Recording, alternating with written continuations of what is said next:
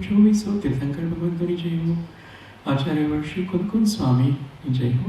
आचार्य वर्षी यति वृषभ स्वामी जय हो। आचार्य वर्षी उमा स्वामी महाराज की जय हो। वर्तमान में विचरित सर्व आचार्य उपाधि साधु भगवंतोनी जय हो। पूज्य साहेब जी ने दिव्य चेतना ने नमस्कार। आप सर्व मां विराजमान शुद्ध आत्मा तत्व ने पर नमस्कार। जय श्री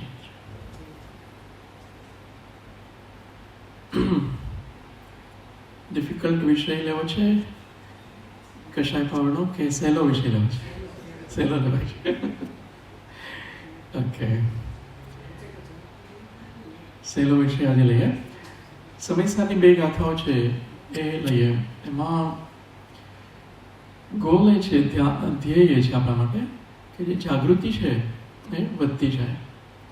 અત્યારે મને જો 24 કલાકમાંથી થોડા કલાકો અથવા થોડી મિનિટો જાગૃતિ રહેતી હોય, હું આત્મા છું એવી જાગૃતિ હોય ને, પરાગ હું નથી, શરીર હું નથી, જે ચેતના છે તે હું છું, એવી જે જાગૃતિ છે એ આપણે વધારવા માંગીએ છીએ। 10 મિનિટ થતી હોય, 20 મિનિટ, 20 મિનિટ થતી હોય ને 1 કલાક, 2 કલાક નિરંતર ઉપયોગમાં ઉપયોગ, શરીરથી ભેદ વિજ્ઞાન। तो ये गाथाओं बे गाथाओं लईए। सिंपल है आ गाथाओं।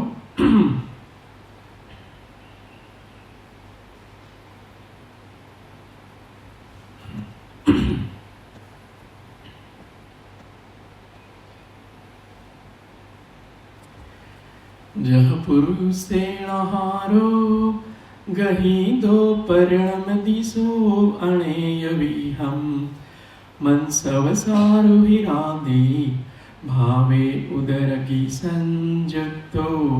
બધા સાથે જહ પુરુષેણ હારો ગહીદો પરમ દિસો અણેય વિહમ મન સવસારુ હિરાદે ભાવે ઉદર કી સંયુક્તો। આ ગાથા લઈએ। એથી વાંચો માઇક છે ને ત્યાં ગાથાર્થ। ત્યવજ્ઞાનીને પણ પ્રત્યયો છે પૂર્વકાળ નિબદ્ધ તે બહુવિધ બાંધે કર્મ જો જીવ શુદ્ધ નય પરિચિત બને। જેમ પુરુષ વડે ગ્રહાયેલો જે આહાર તે ઉદરાગ્નિથી સંયુક્ત થયો થકો અનેક પ્રકારે માંસ, વસા, રુધિર આદિ ભાવો રૂપે પરિણમે છે, તેમ જ્ઞાનીને પૂર્વે બાંધેલા જે દ્રવ્યાસ્ત્રવો તે બહુ પ્રકારના કર્મ બાંધે છે। એવા જીવો શુદ્ધ નયથી ચ્યુત થયેલા છે। જ્ઞાની શુદ્ધ નયથી ચ્યુત થાય તો તેને કર્મ બંધાય છે। ટીકા। हाँ, जो मूળ ગાથાર્થ છે કુંદકુંદાચાર્ય છે। ટીકા અમૃતચંદ્ર આચાર્યશ્રીએ લખેલી છે। ગાથાર્થમાંથી શું ખ્યાલ આવે છે? શું કહે છે અહીંયા કે આપણે કંઈ ભોજન કરીએ તો ભોજન કર્યું હોય એ ઉદરાગ્નિને લીધે શું થાય છે? એનું ટ્રાન્સફોર્મેશન થાય છે, એનું પાચન થાય છે। તો રસ, રક્ત, માંસા, મેદો, અસ્થિ, શુક્ર આદિ ધાતુઓ બને છે। એમાંથી ખાધી છે શું? રોટલી, દાળ, ભાત, શાક, એમાંથી શું બની જાય છે? રસ, રક્ત આદિ, હાડકા, માંસ બધું બની જાય છે ને, રોટલીમાંથી બધું બની જાય છે। એવી રીતે પેલા કર્મ બાંધ્યા છે ને, રાગદ્વેષ કરીને કેટલા બધા કર્મ આત્માના પ્રદેશોમાં બંધાયેલા છે। એનું શું થાય છે? કર્મ બાંધ્યા છે એનું પૂર્વે બાંધેલા જે દ્રવ્યાશ્રવ્યો છે તે બહુ પ્રકારના નવા કર્મ બાંધે છે। એ જે કર્મ છે એ પાછા નવા કર્મોને ખેંચે છે। ભાવ એવા થાય છે, જેવા માની લો ક્રોધમાનના લોક કર્મ બાંધ્યા છે, ફરીથી એવા ભાવ કરે છે, ભાવ કર્મ ફરીથી નવા કર્મ બાંધે છે। ક્યારે નહીં બંધાય નવા કર્મ? એ જ્ઞાની જીવ શું કરશે ત્યારે નહીં બંધાય? શુદ્ધ નહીંથી ચ્યુત નહીં થાય ત્યારે। શુદ્ધ નહીંથી એ ચ્યુત એટલે એનાથી દૂર નહીં થાય, એને ચૂકી નહીં જાય ત્યારે। એનો અર્થ શું થાય? શુદ્ધ નહીં એટલે શું? હા, સ્વભાવ ભાવ, પારિણામિક ભાવ, જ્ઞાન દર્શન ભાવ, જે જીવ દ્રવ્ય છે એ હું છું, એનો જે મૂળ સ્વભાવ છે એ હું છું, એ ભાવ સમેસારજીની કઈ ગાથા છે એમાં શુદ્ધ નહીંની વ્યાખ્યા બતાવી છે. શુદ્ધ નહીં છે એની વ્યાખ્યા શરૂઆતની ગાથામાં બતાવી છે ને, 14મી ગાથામાં. અબદ્ધ સ્પષ્ટ અનન્ય નિયત દેખે આત્માને અણવિશેષ અણસંયુક્તે શુદ્ધ નહીં તું જાણજે. તો કોઈથી બંધાયેલો નથી. આત્મા છે એ અબદ્ધ સ્પૃષ્ટ છે, બંધાયેલો કે સ્પર્શાયેલો નથી. આપણો આત્મા છે કર્મથી બંધાયેલો છે કે નથી બંધાયેલો? હા, શુદ્ધ નહીંથી નથી બંધાયેલો, હે ને? અબદ્ધ સ્પૃષ્ટ, બંધાયેલો નથી અને સ્પર્શાયેલો નથી, વ્યવહાર નહીંથી બંધાયેલો છે. તો પોતાને બંધાયેલા વગરનો જોવાનો એ શુદ્ધ નહીંનો આશ્રય છે. તો કર્મ નહીં બંધાય. ખ્યાલ આવે છે? બંધાયેલો નહીં એવો જાણવાનો. અહીંયા ડ્રો કરીએ તો આપણો આત્મા છે ને એ આવી રીતના અત્યારે બેઠા છીએ તો આ પ્રદેશોમાં આ રીતે ફેલાયેલો છે અને એમાં બંધાયેલો નથી. એ રીતે જોવું હોય ને તો કર્મને જુદા જોવાનો. આ કર્મ રેન્ટમાં જોઈએ તો કર્મ છે એ કર્મમાં છે અને હું છું એ હુંમાં છું. તો એ અબદ્ધ રૂપ જોઈએ છે, એ શુદ્ધ નહીંનો વિષય છે. પોતાને એ રીતે જોઈએ તો આપણે નવા કર્મોને નહીં બાંધીએ. અપેક્ષાથી કથન છે. પોતાને કઈ રીતે જોવાનું કે કોઈ કર્મ મારી સાથે બંધાયેલો નથી, એ રીતે જોવાનું. આ ધ્યાન આદિની અવસ્થામાં મુખ્ય રૂપે આ રીતે જોવાનું છે. અબદ્ધ સ્પૃશ અનન્ય, અન્ય રૂપે નહીં જોવાનો. નરક, તિર્યંચ, દેવ, મનુષ્ય રૂપે પોતાને નહીં જોવાના. એ અન્ય રૂપે છે. અનન્ય રૂપે જોવાનું. અનન્ય રૂપે કઈ રીતે જોઈશું? પોતાને નિરંતર જ્ઞાન સ્વભાવ એ હું છું. અન્ય હું નથી. જ્ઞાન જ્યોતિ સ્વરૂપ છું. ચૈતન્ય જ્યોતિ સ્વરૂપ હું છું. ચૈતન્ય જ્યોતિ અન્ય રૂપ નથી. 14મી ગાથામાં આ ત્રીજો ભેદ બતાવ્યો છે. અબદ્ધ સ્પૃષ્ટ અનન્ય. અનન્યમાં હું ચૈતન્ય જ્યોતિ સ્વરૂપ છું. મનુષ્ય કે સ્ત્રી કે પુરુષ રૂપે કે ધનવાન નિર્ધન, કાળો ગોરો, જાડો પતલો એ રૂપે નહીં જોવાનો. પોતાને ચૈતન્ય જ્યોતિ સ્વરૂપે જોવાનો. એ શુદ્ધ નહીંનો વિષય છે. અબદ્ધમાં કર્મ મારાથી ભિન્ન છે અને કર્મ મને સ્પર્શતા પણ નથી. હું મને પોતાને હું સ્પર્શું છું. એ શુદ્ધ નહીંનો વિષય છે. અને અનન્ય રૂપે જોવાનો. પછી અબદ્ધ સ્પર્શ અનન્ય નિયત રૂપે કઈ રીતે જોઈશું? નિયત છે, આત્મા છે, એમાં જ્ઞાન થોડું વધ્યું ઓછું થયું, વધ્યું ઓછું થયું, તો દર્શન અથવા સુખ ઓછા વધતા વાળું નહીં જોવાનું. એ નિયત છે, એનું એવું જ રહે છે, એ રીતે જોવાનું. આપણે સવારે વધારે સુખી હતા અને બપોરે ઓછા સુખી થઈ ગયા, એ પર્યાય દ્રષ્ટિ છે. પર્યાયમાં બદલાવ આવે છે. પર્યાય દ્રષ્ટિને છોડવાનું કે છે. જે શુદ્ધ નહીંનો વિષય છે ને એને પર્યાય દ્રષ્ટિથી છોડવી પડે છે એ સમય દરમિયાન. તો નિયત રૂપે જોવાનો, અણવિશેષ રૂપે જોવાનો કે અમારામાં જ્ઞાન છે, દર્શન છે, સુખ છે, વીર્ય છે, એ રીતે જુદું જુદું ગુણોને નહીં જોવાનું. એક સ્વરૂપે જોવાનું. એ અણવિશેષ અને અણસંયુક્ત રૂપે જોવાનો. અણસંયુક્તમાં શું કરવાનું છે? સંયોગોથી ભિન્ન. જે રાગ દ્વેષ ભાવ પર્યાયમાં થાય છે પણ એ મારામાં નથી, એ રીતે જોવાનું. જેમાં પાણી છે એ ઉષ્ણતાવાળું છે પણ પાણી શીતળ જ છે, એ રીતે જોવાનું. પર્યાય રૂપે નહીં જોવાનું. એના સ્વભાવ રૂપે પર્યાયથી ભલે મલિન છે આત્મા, પણ એ રીતે નહીં જોવાનું. તો ખેર આમાં હું કોમ્પ્લિકેટ નથી કરવા માંગતો. શુદ્ધ નહીં છે ને એમાં સામાન્ય રીતે આપણે જે રીતે પકડાય એ રીતે શુદ્ધ નહીંને પકડવાનો. એ શુદ્ધ નહીંમાં રહીશું. શુદ્ધ નહીંનો જે વિષય છે એ રૂપે આત્માને જોઈશું તો આપણે કર્મથી નહીં બંધાઈએ. એ અહીંયા બતાવવા માંગે છે. શુદ્ધ નહીં રૂપે આપણે જોવાનું તો આપણે પર્યાય રૂપે નહીં જોવાનો, પરાગભાઈ રૂપે નહીં જોવાનો, પોતાને મનુષ્ય રૂપે નહીં જોવાનું, પુરુષ રૂપે નહીં જોવાનું, પૈસાવાળા રૂપે નહીં જોવાનું, આ પૂતગલ કાળા ધોળા છે એ રૂપે નહીં જોવાનું, જાડા પતલા રૂપે નહીં જોવાનું. જ્ઞાન જે દ્રવ્ય રૂપે જ્ઞાન સ્વભાવ છે એ હું છું, એ રીતે જોવાનું. તો કર્મ નહીં બંધાય. જ્ઞાની પણ જે ચોથું ગુણ સ્થાન હોય કે છઠ્ઠું સાતમું એ શુદ્ધ નહીંથી ચૂકી જાય છે ત્યારે કર્મથી બંધાઈ જાય છે. મુનિ મહારાજ પણ કર્મથી બંધાઈ જાય છે. એ કે છે અહીંયા, તો અહીંયા હાઇલાઇટ કરીએ. એવા જીવો શુદ્ધ નહીંથી ચ્યુત છે. કેવા જીવો? જે બહુ પ્રકારના કર્મ બાંધે છે. જે જ્ઞાની પૂર્વે બંધાયેલા જે દ્રવ્યાશ્રયો છે તે એ રૂપે ભાવ કરી નાખે છે. દ્રવ્યાશ્રયવાળા ભાવ કરે છે. હું પરાગ છું, મનુષ્ય છું, પુરુષ છું, હોશિયાર છું, કંઈક જાણનારો છું, વિશેષ છું, અહંકારવાળા બધા ભાવ કરે છે, ક્રોધમાન માયાલોભવાળા ભાવ કરે છે, તો બંધાઈ જાય છે. અને અશુદ્ધ નહીંનો જે વિષય છે એવા ભાવ કરે છે ત્યારે નથી બંધાતો. ખ્યાલ આવે છે ને? તો એવા ભાવ કરવા માંગે છે. તો અહીંયા 179 ને 80મી ગાથા છે. એ આજે આપની સાથે મેં શેર કરી. આમાં વિષય ઘણો બધો છે એટલે હું લિમિટેડ વાંચવાનું વિચારું છું. હજુ એક ગાથા પણ લેવી છે જેનાથી આપણે એકદમ સ્પષ્ટ થઈ જાય. આ સમય સારજીની ગાથાઓ છે.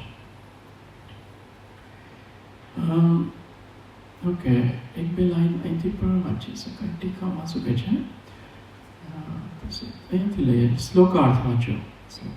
શ્લોકાર્થ.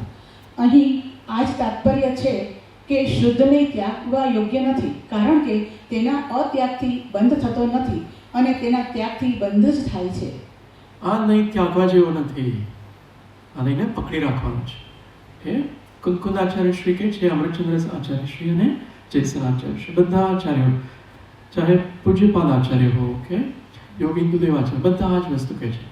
તો આપણે આમાં રહી નથી શકતા આખો દિવસ, એટલા માટે ભક્તિ કરવાની. જેમ પૂજા કરીને એ કરવાનું. એ દરમિયાન પાછું આત્માનુસંધાન કરવાનું. શુદ્ધ નહીંથી જેવો આત્મા દેખાય છે એ જોવાનું. પાછું ભક્તિ કરવાની. પછી પાછી ભાવનાઓ ભાવવાની. અનિત્યાદી ભાવના ભાવો છો ને, 12 ભાવના, 16 ભાવના, 25 ભાવના, એ ભાવનાઓ ભાવવાની. પાછું શુદ્ધ નહીંનું અવલંબન લેવાનું.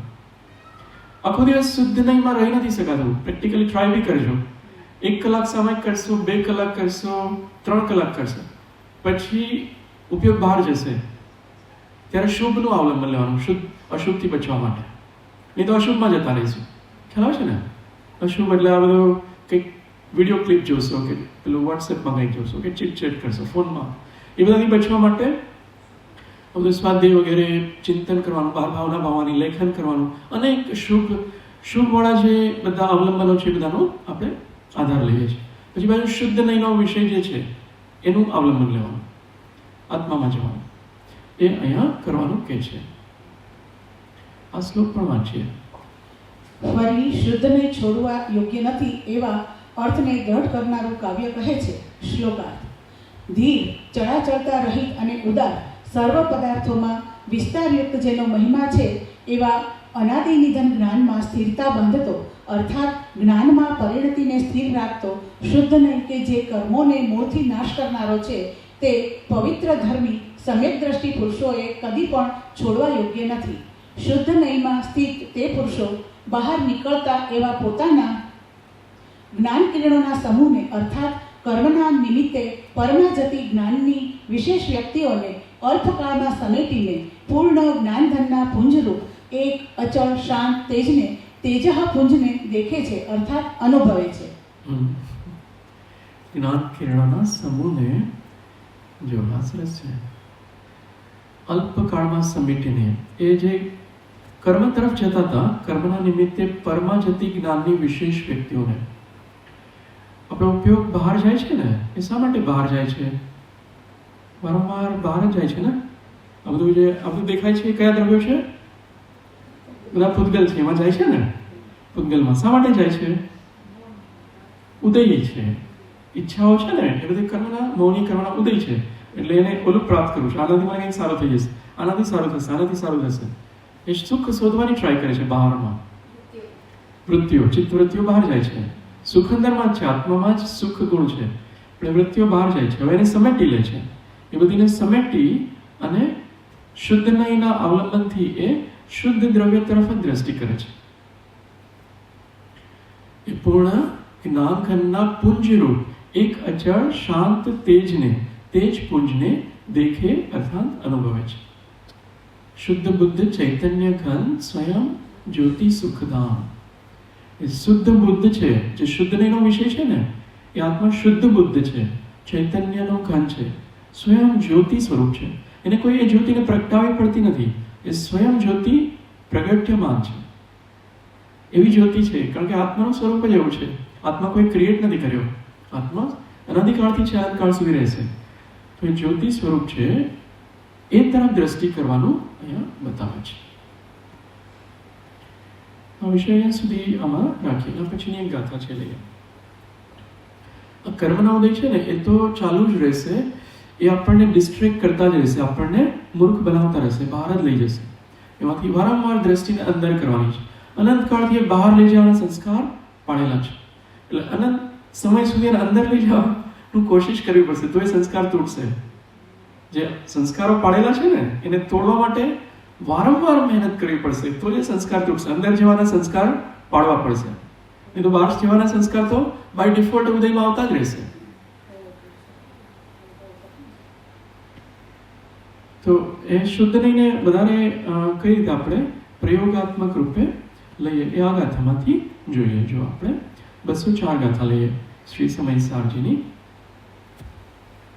આભેણી સુદોધિમણ કેવલમ ચતમ હોધિ એકમેવ પદમ સો એસો પરમઠ્ઠો જમલહિદુમ નિર્વુધિમ જાદી. બધા સાથે પ્રાકૃતમાં છે, કુંદાચાર્યશ્રીએ લખેલી ગાથા છે. આભેણી સુદોધિમણ કેવલમ ચતમ હોધિ એકમેવ પદમ સો એસો પરમઠ્ઠો જમલહિદુમ નિર્વુધિ જાદી.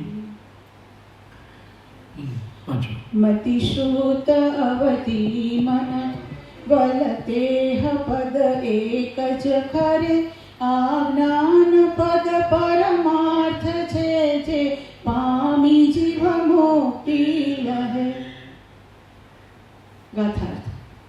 મતિ જ્ઞાન, શ્રુત જ્ઞાન, અવધિ જ્ઞાન, મનઃપર્યજ્ઞાન અને કેવળ જ્ઞાન એક જ પદ છે, કારણ કે જ્ઞાનના સર્વભેદો જ્ઞાન જ છે. તે આ પરમાર્થ છે. શુદ્ધ નયના વિષયભૂત જ્ઞાન સામાન્ય જ આ પરમાર્થ છે કે જેને પામીને આત્મા નિર્વાણને પ્રાપ્ત થાય છે. હા, શુદ્ધ નયનો વિષય છે ને, એમાં જ્ઞાન સામાન્ય આપણે પકડવાનું છે.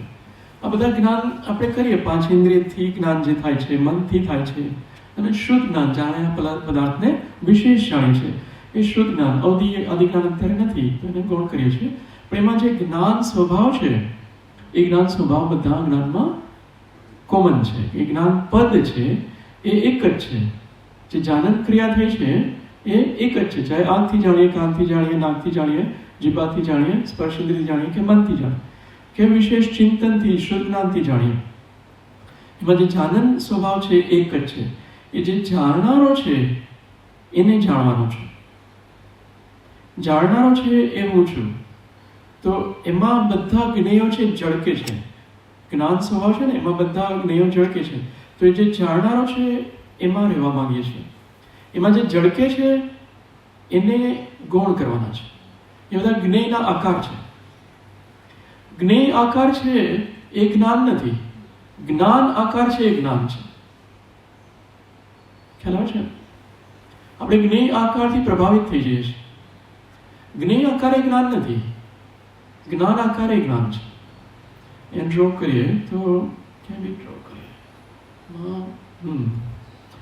બીજું એક ડ્રોઈંગ બોર્ડ છે, એમાં ક્યારેક ડ્રો કરશે. તો જો આ છે ને, બીજા કલરથી ડ્રો કરીએ.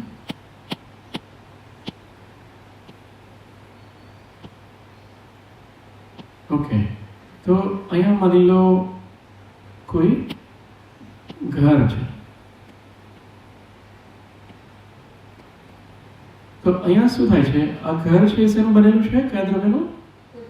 પૂતગલનું. તો અહીંયા આપણે ઘરને જોઈએ ને ત્યારે જ્ઞાનમાં આવો આકાર બને છે. તો એ આકાર છે ને એ જ્ઞેયનો પ્રતિબંધ છે.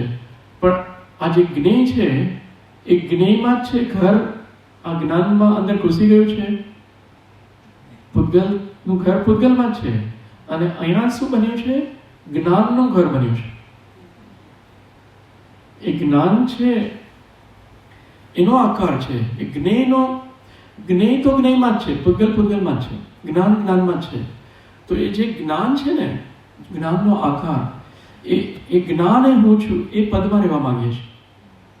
આ ઘર દેખાય છે એ રીતે અહીંયા જમતા હોય તો થાળીમાં બધી વાનગીઓ હોય એ દેખાય છે. એમાં જ્ઞાનનો આકાર છે એ જ્ઞાન છે એ હું છું, એ રીતે લેવાનું છે. માની લો અહીંયા રાગદ્વેષ થઈ રહ્યા છે, રાગદ્વેષ નામ લઈએ તો અહીંયા રાગદ્વેષ જણાય છે, તો રાગદ્વેષને જે જ્ઞાન જાણે છે એ હું છું. રાગદ્વેષ એ હું નથી, એને જે જાણે છે એ હું છું. કોઈ વિકલ્પ આવે કે હું અહીંથી ફરવા જાઉં, કે આ વસ્તુ પ્રાપ્ત કરી લઉં, ઓલું કરી લઉં, અહીંયા જાઓ, આને આમ કરું, પેલું કરું, એ બધા વિકલ્પો છે. એ વિકલ્પો છે એ જ્ઞાન છે કે વિકલ્પોને જાણે છે એ જ્ઞાન છે? એને જાણે છે એ જ્ઞાન છે. તો એ જે જાણનારો છે એ જણાઈ રહ્યો છે, એ હું છું. જાણનારો જણાઈ રહ્યો છે ને એમાં ઉપયોગ લઈ જવાનો છે. આપણે મહત્વ છે ને એ રિલેટિવને આપી દઈએ છીએ. જે પૂતગલો છે અથવા પૂતગલોની પર્યાય છે એને આપણે બહુ વધારે ઇમ્પોર્ટન્સ આપી દઈએ છીએ. પૂતગલોની પર્યાય એ જ્ઞાન નથી, એને જે જાણે છે એ જ્ઞાન છે. તો એ જ્ઞાન સ્વભાવમાં રહેવા માંગે છે. ચેતના છે. તો ધ્યાન કરીએ ને એમાં બધું કરવાનું. રોજ કેટલી કલાક ધ્યાન કરવાનું? મિનિમમ 3 સામાયિક એટલે 3 કલાક. 3 સામાયિક તો મિનિમમ કરવાની. હે ને? ક્યારે કરવાની? એક વહેલી સવારે, એક મધ્યાહન કાળે અને એક સાંજે, સંધ્યા. 3 સંધ્યા ટાઈમમાં 3 સામાયિક તો મિનિમમ કરવાની. અને રાત્રે પણ કરી શકાય તો રાત્રે પણ 10 થી 11 કે 9 થી 10. તો પછી તમને સમય જ નહીં મળે ચીટચેટ કરવાનો કે બીજી પ્રવૃત્તિઓ કરવાનો સમય નહીં મળે. તમે ટ્રાય કરજો, 3 સામાયિક કરીને બતાવજો. પછી વાદક કુટીરમાંથી કે ગાર્ડનમાંથી બહાર જ નથી નીકળતા, ધ્યાનમાં જ હોય. એટલે તમે 48 મિનિટની સામાયિક કરશો ને પછી 6 મહિના એ રીતે કરશો, પછી એ 48 મિનિટની સામાયિક નહીં થાય, પછી 2 કલાકની જ થશે, પછી ઊભો થવાનું જ મન નહીં થાય, પછી 3 કલાકની સામાયિક થશે. એટલે જ્ઞાન સ્વભાવ છે ને એની સાથે સાથે આનંદ પણ છે. તો જ્ઞાન સ્વભાવમાં આપણે બરાબર રહેતા શીખી જઈએ તો જ્ઞાન છે ત્યાં જ આનંદ છે. જે આત્માના પ્રદેશોમાં જ્ઞાન છે ત્યાં જ આનંદ પણ છે. તો આનંદની અનુભૂતિ થશે તો 1 કલાકની બદલે 2 કલાક 3 કલાક સુધી સામાયિક થશે. ઊભા થવાની ઈચ્છા જ નહીં થાય. તો એ જ્ઞાન પદમાં રહેવાનું અહીંયા બતાવે છે. પણ એ સામાયિક કરીશું તો જ જ્ઞાન પદ પકડાયું છે. ઇન્ટેલેક્ચ્યુઅલ વિષય નથી. આત્મા છે ને એ બુદ્ધિથી બહુ દૂર છે. જેટલી બુદ્ધિ જ્યારે 0 થશે ને ત્યારે આત્મા પકડાયો છે. બુદ્ધિ છે એમાં મનના વિચાર હોય છે, એમાં સારું ખરાબ વગેરે હોય છે. એ બધું છે એ આત્માનો સ્વભાવ નથી. આત્માનો સ્વભાવ બુદ્ધિથી ભિન્ન છે. તો અજ્ઞાન સ્વભાવમાં આપણે રહેવાનું અહીંયા બતાવે છે. ટીકાઓ અહીંયા ઘણી લાંબી છે, એમાંથી થોડું વાંચીએ અને એક એના પછીનું ભાવાર્થ વાંચીએ. અહીંયાથી વાંચો. તેથી તેના અવલંબન, ત્યાંથી વાંચો. તેના અવલંબનથી જ નિજ પદની પ્રાપ્તિ થાય છે, ભ્રાંતિનો નાશ થાય છે, આત્માનો લાભ થાય છે, અનાત્માનો પરિહાર સિદ્ધ થાય છે. એમ થવાથી કર્મ જોરાવર થઈ શકતું નથી. રાગ દ્વેષ મોહ ઉત્પન્ન થતા નથી. રાગ દ્વેષ મોહ વિના ફરી કર્મ આશ્રવતું નથી. આશ્રવ વિના ફરી કર્મ બંધાતું નથી. પૂર્વે બંધાયેલું કર્મ ભોગવાયું થકું નિર્જરી જાય છે. સમસ્ત કર્મોનો અભાવ થવાથી સાક્ષાત મોક્ષ થાય છે. આવું જ્ઞાનના અવલંબનનું મહાત્મ્ય છે. આપણે શુદ્ધ નહીંને છોડવા જેવા નથી, એ પહેલાની ગાથામાં વાંચ્યું. અને અહીંયા એ કહે છે કે એક જ્ઞાન સ્વભાવ છે એ શુદ્ધ નહીંનો વિષય છે. આપણું અસ્તિત્વ છે ને અનાદિકાળથી જે હું છું એ જ્ઞાન સ્વભાવ રૂપ છું. એટલે એ ચેતના સિવાય હું કાંઈ પણ નથી, એ પહેલા નિર્ણય કરવાનો, એમાં રહેવાનું. અરીસાનું દ્રષ્ટાંત બહુ આપતા હોય છે ને બધે. તો અરીસાના દ્રષ્ટાંતથી જોઈએ જો કે અરીસામાં પ્રતિબિંબ પડે છે તો એમાં બધાનું બહારનું પ્રતિબિંબ પડે છે, પણ એના સ્વચ્છત્વ શક્તિ છે અરીસામાં. તો એ અરીસો પોતે છે, એટલે બહારના લોકો કોઈ અરીસો નથી. એનું જે અરીસામાં જે પરિણામ થયું છે એ અરીસો પોતે છે. તો એમાં બહારના લોકો રાગદ્વેષ કરતા હોય અરીસાને, એની સાથે કોઈ લેવા દેવા નથી.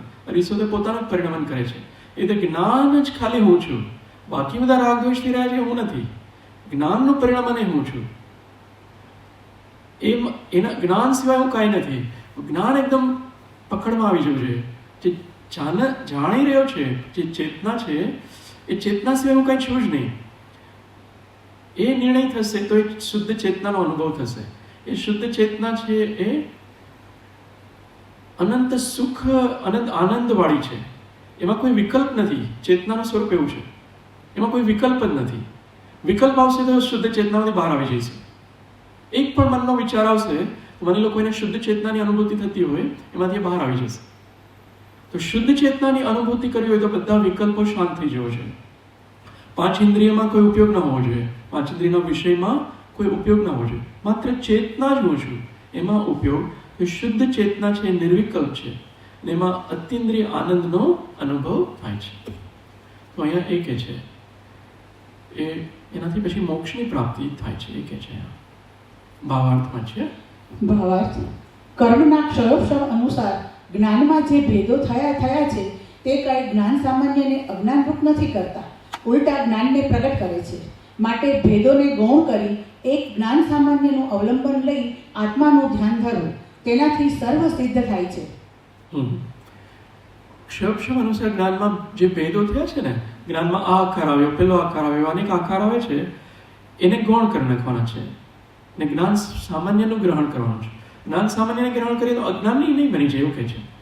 ઉલટા જ્ઞાનને પ્રગટ કરે છે. માટે ભેદોને ગૌણ કરી જ્ઞાન સામાન્યનું અવલંબન લઈ આત્માનું ધ્યાન કરવું, તેનાથી સર્વ સિદ્ધિ થાય છે.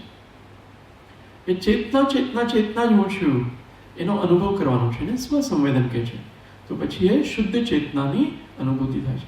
અને આપણે એવી ઈચ્છા નથી રાખવાની કે મારે શુદ્ધ ચેતનાની અનુભૂતિ કરવી, તો પણ નહીં થાય. જ્યાં સુધી ઈચ્છા છે ત્યાં સુધી નહીં થાય. આ વસ્તુ એવી છે, જ્યારે સાવ ઈચ્છા જ નહીં હોય ને ત્યારે એની અનુભૂતિ થાય છે. ઈચ્છા ખાલી બસ ચેતનાવાળા સ્વભાવ મારે રહેવું છે, અથવા ચેતના શું છે? જ્ઞાન દર્શન ઉપયોગ એ જ ચેતના છે. ચૈતન્ય અનુવિધાય પરિણામે જ જ્ઞાન દર્શન ઉપયોગ બતાવે છે. જે જ્ઞાન દર્શનનો વ્યાપાર ચાલી રહ્યો છે ને, એ જ ચૈતન્ય અનુવિધાય પરિણામ છે, એ જ ચેતના છે. ચેતના બીજું કંઈ નથી. જ્ઞાન દર્શન જે અનુસરે છે, જ્યાં જ્ઞાન દર્શન જાય છે, એ ચેતના છે. તો જ્યાં જ્ઞાન દર્શન રહે છે, એ ચેતના છે.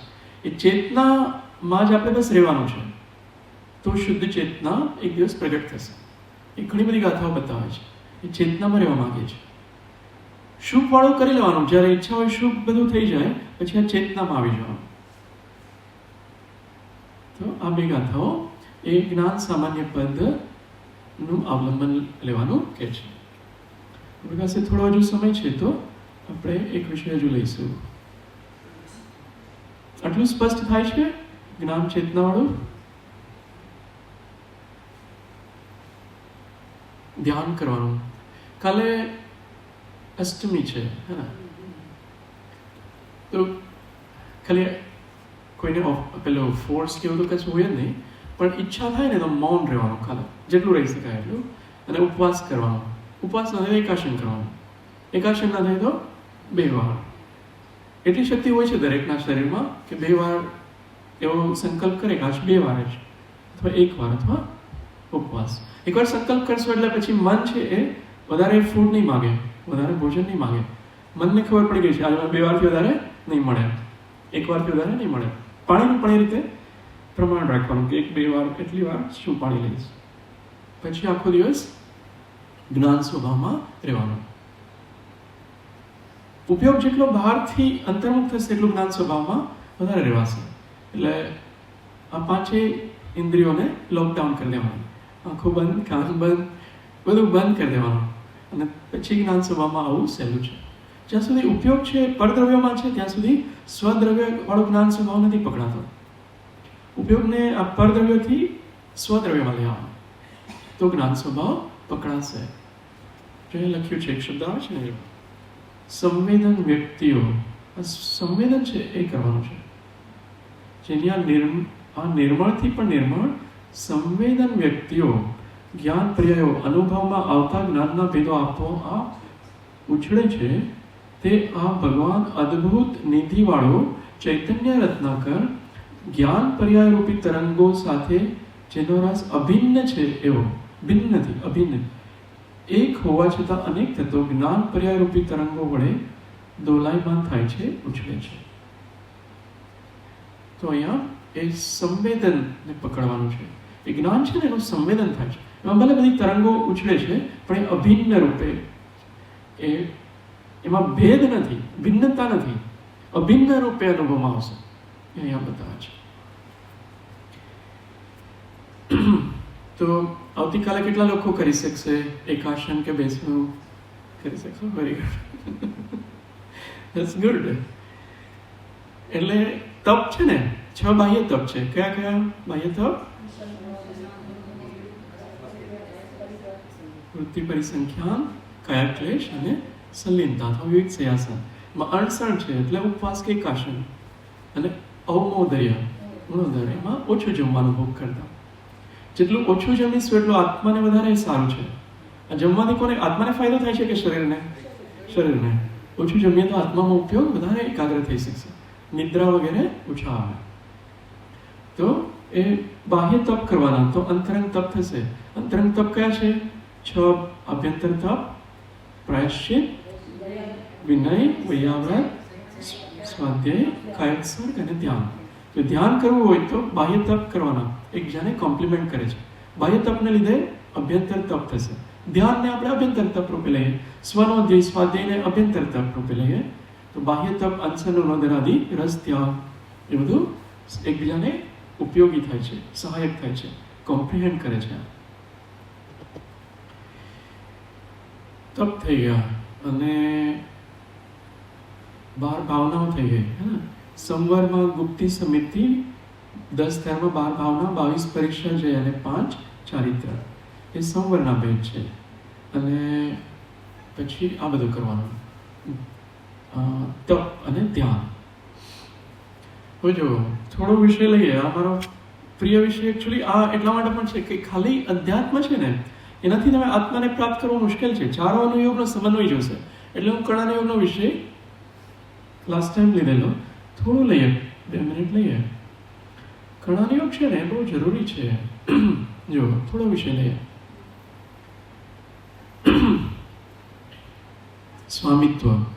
બધા મિથ્યાત્વ બધાને ખબર છે. મિથ્યાત્વ કોનું નામ છે? હા, નહીં એટલે દ્રવ્ય રૂપે કયું દ્રવ્ય આવશે? મિથ્યાત્વ એ પૂતગલ દ્રવ્ય છે. કર્મ એ મિથ્યાત્વ, કર્મનું નામ છે એ